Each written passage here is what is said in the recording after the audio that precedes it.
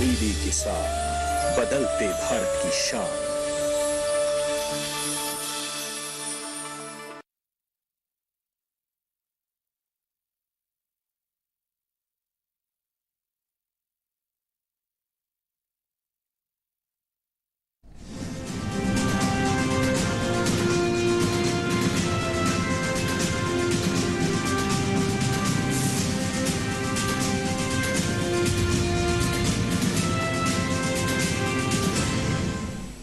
नमस्कार, किसान समाचार में आपका स्वागत है। मैं हूं साइमा खान। सबसे पहले नजर डाल लेते हैं हेडलाइंस पर। राष्ट्रपति द्रौपदी मुर्मू ने ग्रेटर नोएडा में 1 नवंबर से 5 नवंबर तक चलने वाले 7वें भारत जल सप्ताह 2022 का किया शुभारंभ। जल संसाधनों के बारे में जागरूकता बढ़ाना सम्मेलन का उद्देश्य। सतत विकास और समानता के लिए जल सुरक्षा सम्मेलन का विषय।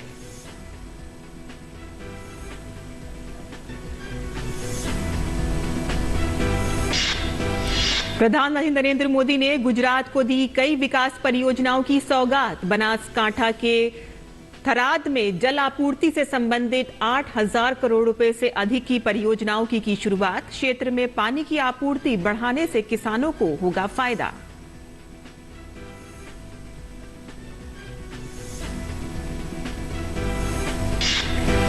केंद्रीय कृषि एवं किसान कल्याण मंत्री नरेंद्र सिंह तोमर ने पुणे में बागवानी मूल्य श्रृंखला समारोह का किया शुभारंभ। केंद्रीय मंत्री ने किसानों, एफपीओ, कृषि स्टार्टअप, उद्यमियों, बैंकरों आदि को बागवानी क्षेत्र में उनके योगदान के लिए किया सम्मानित।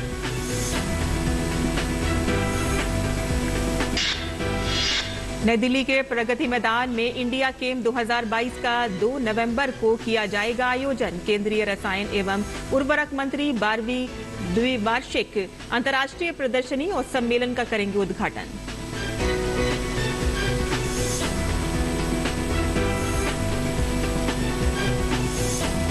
और अब समाचार विस्तार से। राष्ट्रपति द्रौपदी मुर्मू ने ग्रेटर नोएडा में आज से 5 नवंबर तक चलने वाले 7वें भारत जल सप्ताह 2022 का शुभारंभ किया। इस अवसर पर उत्तर प्रदेश की राज्यपाल आनंदीबेन पटेल, मुख्यमंत्री योगी आदित्यनाथ सहित केंद्रीय जल शक्ति मंत्री गजेंद्र सिंह शेखावत और जल शक्ति राज्य मंत्री प्रहलाद सिंह पटेल भी उपस्थित रहे। जल संसाधन, नदी विकास और गंगा संरक्षण मंत्रालय का जल संसाधनों के बारे में जागरूकता बढ़ाने, संरक्षण और उपयोग करने के प्रयास में भारत जल सप्ताह का आयोजन किया जा रहा है। इस बार जल सप्ताह का विषय सतत विकास और समानता के लिए जल सुरक्षा है। कार्यक्रम को संबोधित करते हुए राष्ट्रपति ने कहा कि जल के महत्व पर प्रकाश डाला। उन्होंने कहा कि भारतीय सभ्यता में जल को देव रूप में जाना जाता है।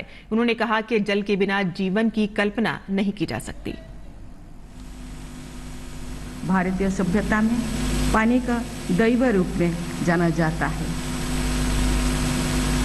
ऋग्वेद में लिखा है, या आप दिव्या उतो वा स्रवंती खनित्रमा उतो वा याः सोयोजाः समुद्रार्था याः सुजोयोः पावकास्ता आपो देवीरीहो मामवन्तु।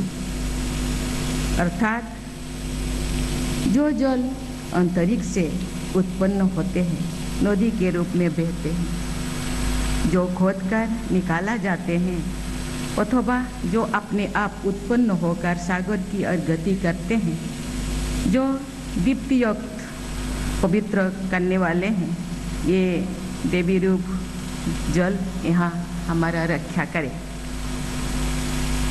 राष्ट्रपति ने अपने संबोधन में कहा कि जल का मुद्दा राष्ट्रीय सुरक्षा से भी जुड़ा हुआ है।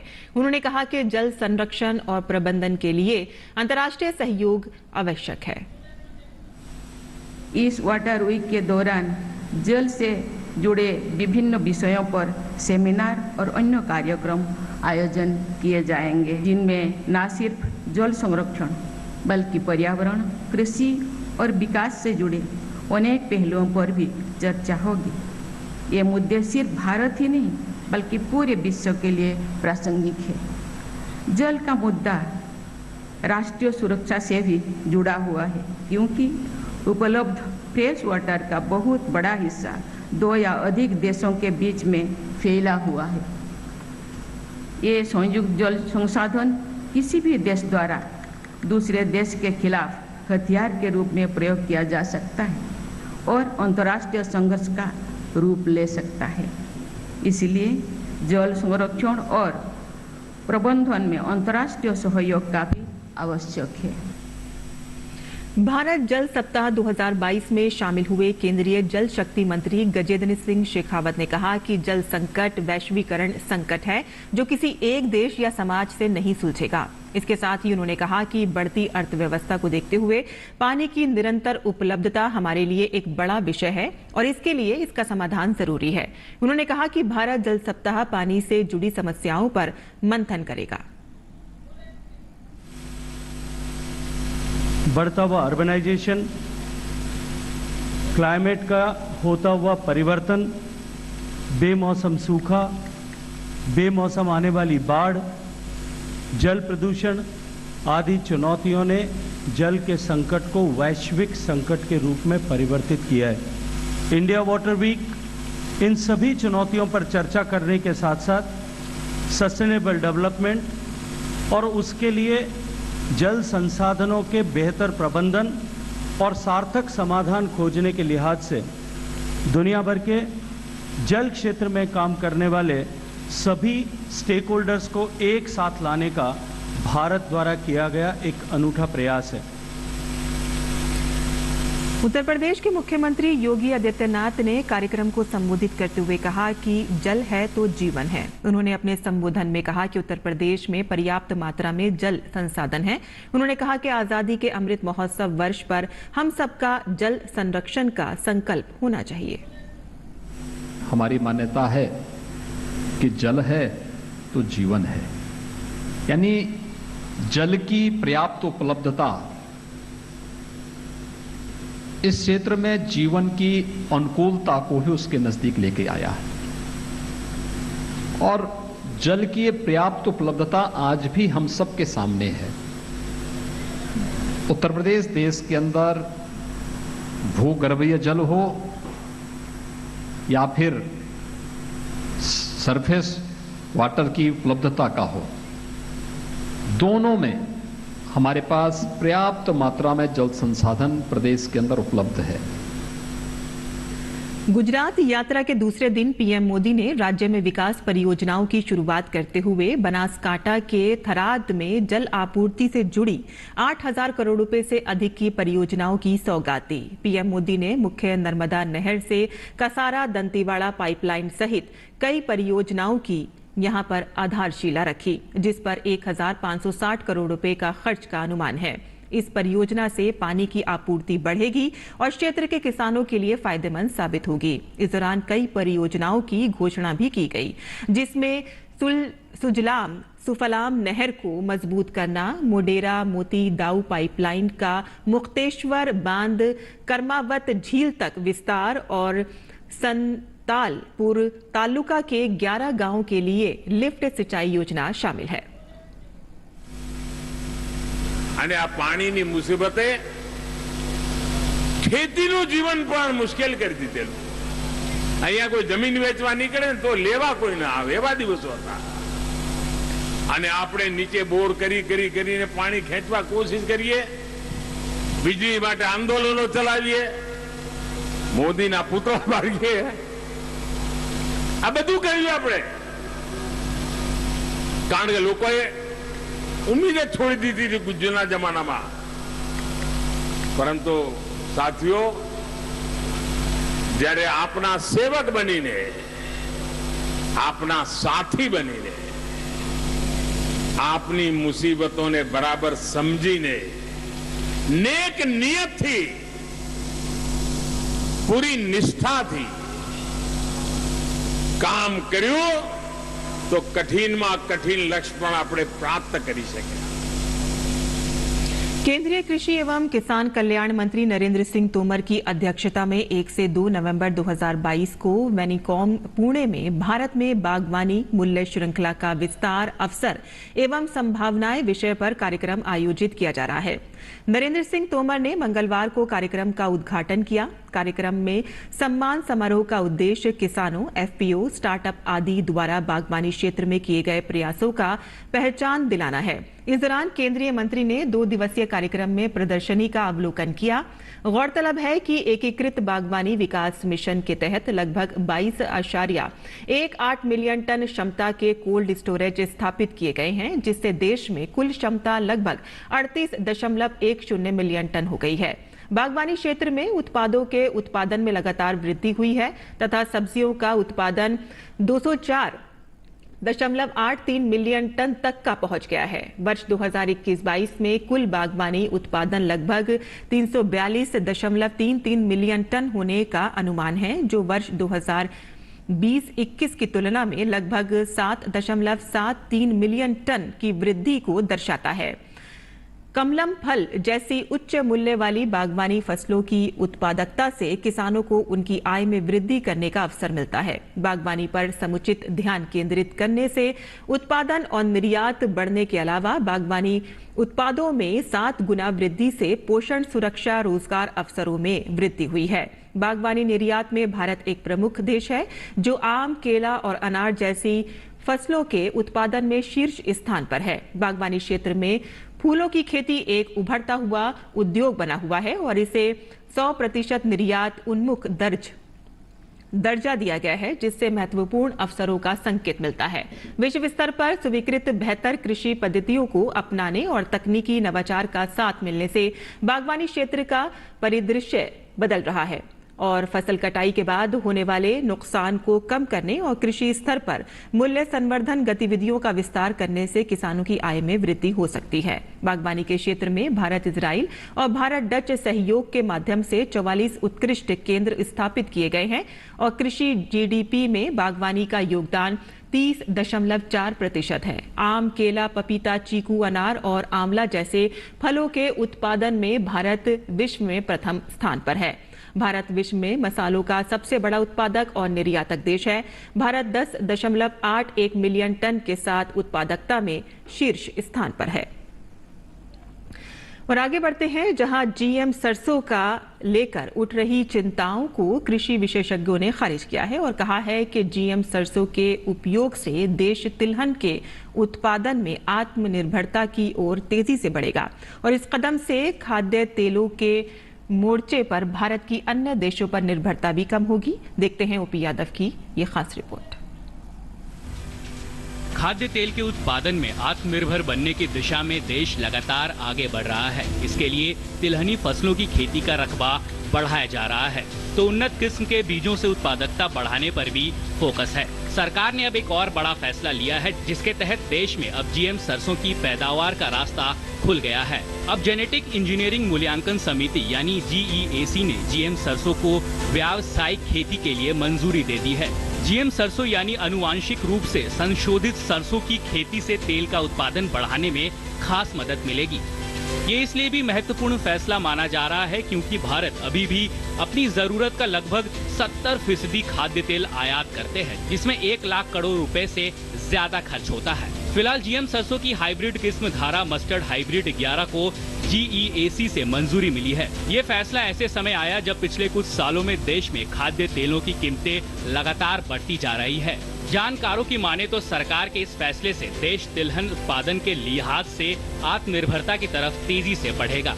हम लोग ये चाहते हैं कि टेक्नोलॉजी का इस्तेमाल करते हुए ये जो इंपोर्ट बिल है उसको कम किया जाए और विभिन्न प्रकार की टेक्नोलॉजी है और जीएम टेक्नोलॉजी एक उस तरह का अल्टरनेटिव है।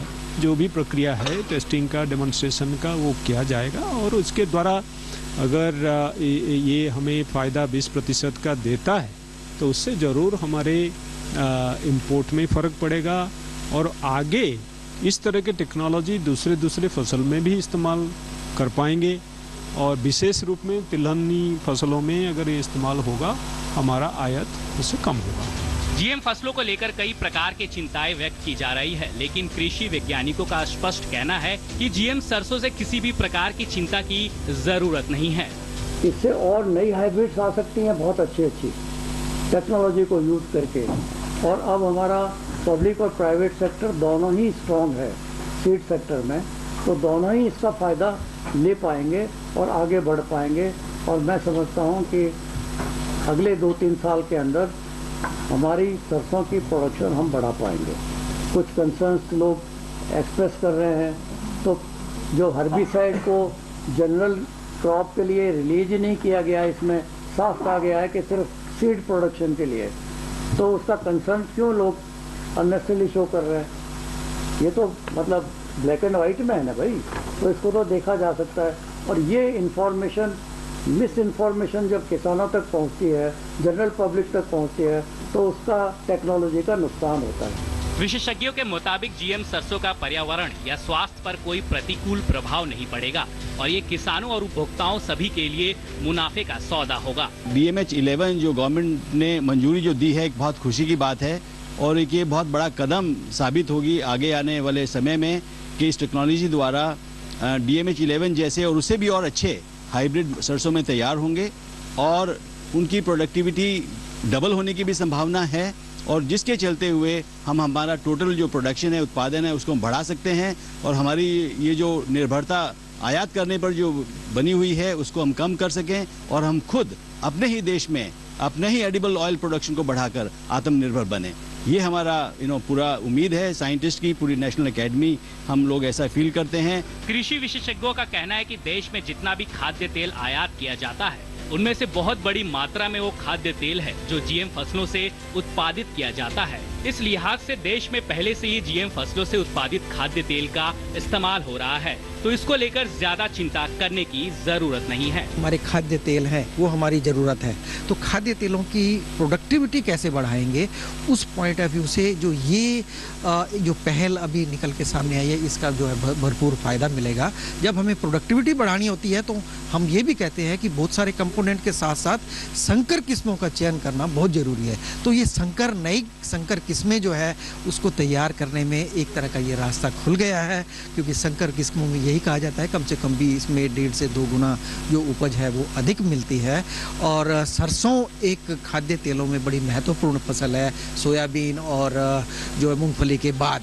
अब तक भारत ने ट्रांसजेनिक खाद्य फसलों की व्यावसायिक खेती को मंजूरी नहीं दी है, लेकिन वह अर्जेंटीना, ब्राजील और अमेरिका से बड़ी मात्रा में जीएम सोयाबीन तेल आयात करता है। उदाहरण के तौर पर 2021-22 में भारत ने 4.1 मिलियन टन जीएम सोयाबीन तेल का आयात किया, जो इसकी अनुमानित घरेलू खपत 5.8 मिलियन टन का लगभग 70% है। 2020-21 में भारत का खाद्य तेल आयात का खर्च एक साल पहले के 71,625 करोड़ रुपए की तुलना में बढ़कर 1,17,075 करोड़ रुपए हो गया। जानकारों की माने तो लगातार उन्नत होती तकनीक के सहारे जीएम फसलों से उत्पादन के जो कदम बढ़ाए गए हैं, उससे देश तिलहन के मोर्चे पर जल्द ही आत्मनिर्भरता हासिल करेगा। जीएम फसलों पर गठित विशेषज्ञ समिति ने देश में सरसों के जेनेटिकली मॉडिफाइड बीजों के इस्तेमाल की अनुमति दी है। निश्चित तौर पर सरकार के इस कदम से एक और जहां देश में सरसों का उत्पादन बढ़ेगा, वहीं दूसरी ओर सरसों के तेल उत्पादन में देश आत्मनिर्भर भी बनेगा। मेरे सहयोगी कैमरामैन शैलेंद्र चौहान के साथ मैं OP Yadav, DD news, Delhi.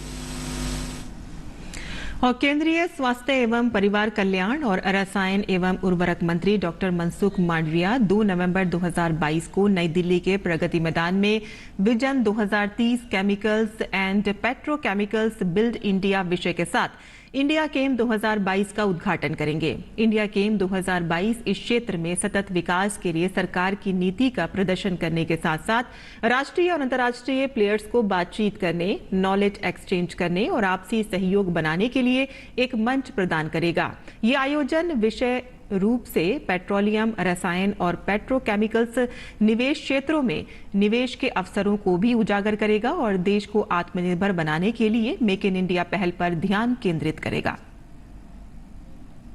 और अब बात करते हैं मंडी खबर की और कैसा रहा मंडी में अनाज का भाव, आइए देखते हैं।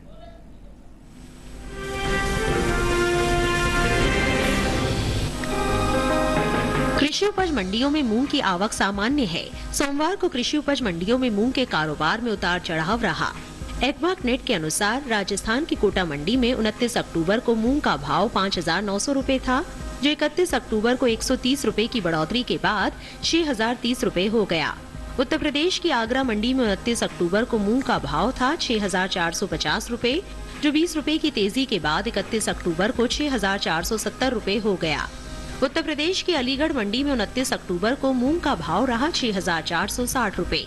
31 अक्टूबर को इसके सौदों में 10 रुपए की मामूली कमी आई और भाव 6,450 रुपए रह गया, जबकि राज्य की लखनऊ मंडी में स्थिरता रही। यहाँ दोनों दिन यानी 29 और 31 अक्टूबर को मूंग का भाव रहा 7,710 रुपए।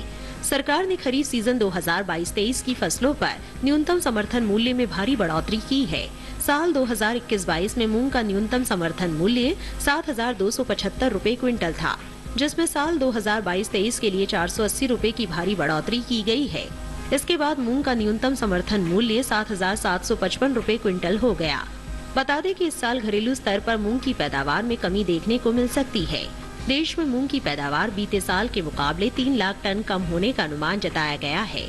कृषि मंत्रालय की ओर से जारी पहले अग्रिम अनुमान के मुताबिक मूंग की पैदावार 17,50,000 टन हो सकती है, जबकि बीते साल इस दौरान मूंग की उपज 20,50,000 टन रही थी।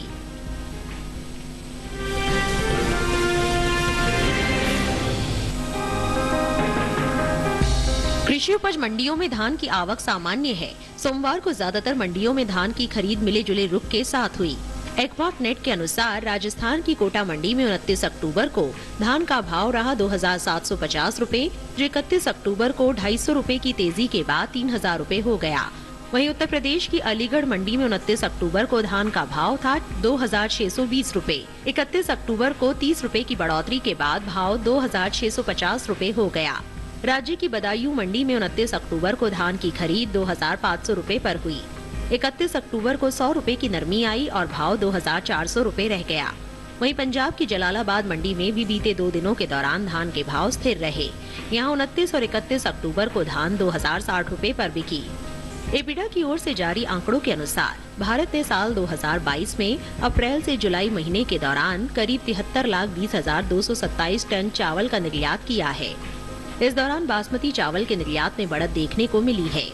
इन 4 महीनों के दौरान बासमती चावल का निर्यात 15,05,739 टन का हुआ है, जो बीते साल इसी अवधि के दौरान 14,30,472 टन था।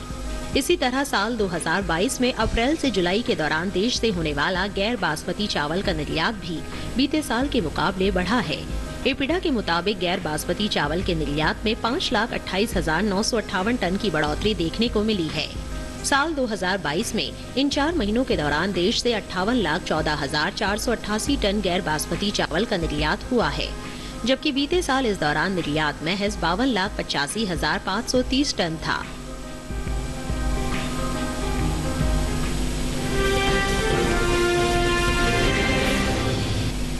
और अब बात करते हैं मौसमी खेती की और किसान कैसे रखें अपनी खेती का ख्याल। आइए देखते हैं।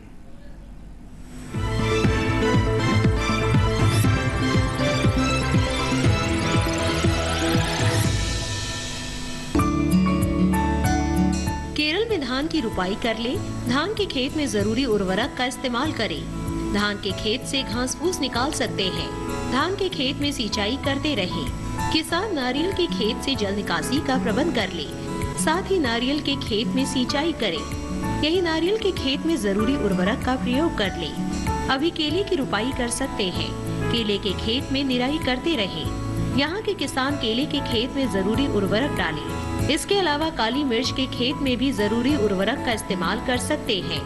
किसान रबड़ के खेत से खरपतवार निकाल दें। रबड़ के खेत में जरूरी उर्वरक का प्रयोग कर ले। रबड़ की रुपाई करें। केरल में सुपारी की तुड़ाई कर सकते हैं। कर्नाटक में चने की बुआई कर ले।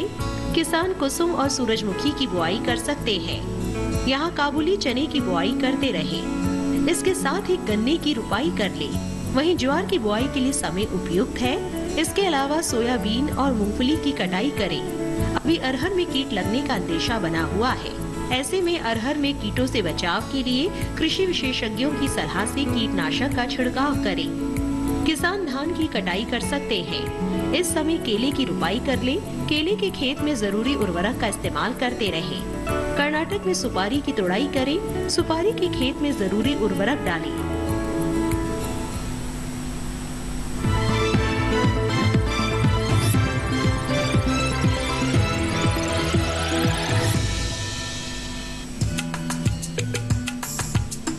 आलू की अगेती फसल बोने का समय निकल चुका है। आलू की मुख्य फसल की बुआई भी की जा चुकी है, लेकिन आलू की देरी से बोई जाने वाली किस्मों को दिसंबर के आखिरी तक लगाया जा सकता है। आलू की बुआई करते समय किसान के लिए कुछ महत्वपूर्ण बातों का ध्यान रखना जरूरी हो जाता है। सबसे जरूरी बात यह है कि बीज खरीदते समय सावधानी बरतें। बीज हमेशा विश्वसनीय जगह से ही खरीदें और बीज कंदों को छाया में सुखाकर ही बुआई करें। ध्यान रखें कि बोते समय कतार से कतार की दूरी 60 सेंटीमीटर और कंद से कंद की दूरी बीज के आकार के अनुसार हो। उदाहरण के लिए 20 ग्राम भार वाले कंदों की दूरी 15 सेंटीमीटर, 40 ग्राम वाले की 20 सेंटीमीटर, 60 ग्राम वालों की 30 सेंटीमीटर और 80 ग्राम वाले कंदों की दूरी 40 सेंटीमीटर होनी चाहिए। मेड़ों में 8 से 10 सेंटीमीटर की गहराई में बुआई करें। अच्छी फसल लेने के लिए फसल में 7 से 10 बार सिंचाई जरूर करें। पहली सिंचाई बुआई के 10 से 12 दिन बाद अंकुरण से पहले और दूसरी सिंचाई बुआई के 20 से 22 दिन बाद करें। अंतिम सिंचाई खुदाई से 10 दिन पहले करें। बुआई करने से पहले आप अपने खेतों की मिट्टी की जांच भी जरूर करा लें। आलू की बुआई के लिए 1 हेक्टेयर में 180 किलो नाइट्रोजन, 60 किलो फास्फोरस और 100 किलो पोटाश की जरूरत होती है। जब पौध की ऊंचाई 8 से 10 सेंटीमीटर की हो जाए तो खुरपी की मदद से खरपतवार को साफ करते रहें। आलू में झुलसा रोग होने का खतरा बना रहता है। ये रोग पत्ती, डंठल और कंद सब पर लगता है।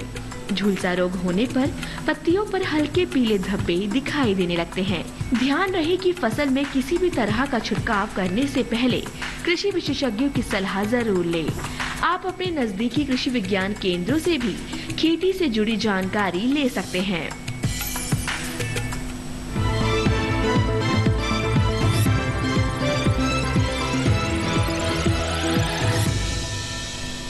और खेती किसानी से जुड़ी खबरों के बाद आइए अब नजर डाल लेते हैं खास खबरों पर। गुजरात के मोरबी में हुए केबल पुल हादसे में बचाव कार्य जारी। इस हादसे में 135 लोगों की जान जा चुकी है।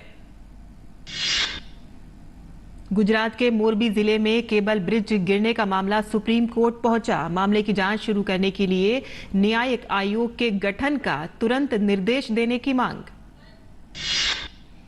मध्य प्रदेश स्थित जबलपुर में मंगलवार को भूकंप के झटके महसूस किए गए। भूकंप के झटकों से जानमाल के नुकसान का या किसी के हताहत होने की सूचना नहीं है।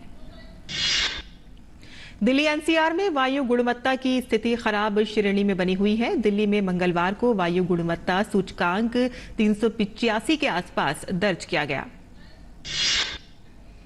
केंद्रीय मंत्री सर्बानंद सोनोवाल ने सरदार पटेल को याद करते हुए कहा कि सरदार पटेल का योगदान एक भारत का निर्माण करने में अहम है। महाराष्ट्र के सोलापुर जिले में सोमवार की शाम एक बड़ा सड़क हादसा हो गया। एक तेज रफ्तार कार की चपेट में आने से 7 तीर्थ यात्रियों की मौत हो गई। 1 नवंबर से कमर्शियल एलपीजी सिलेंडर के दाम कम हो गए हैं। 19 किलो वाला कमर्शियल एलपीजी सिलेंडर 115 रुपए 50 पैसे सस्ता हो गया है।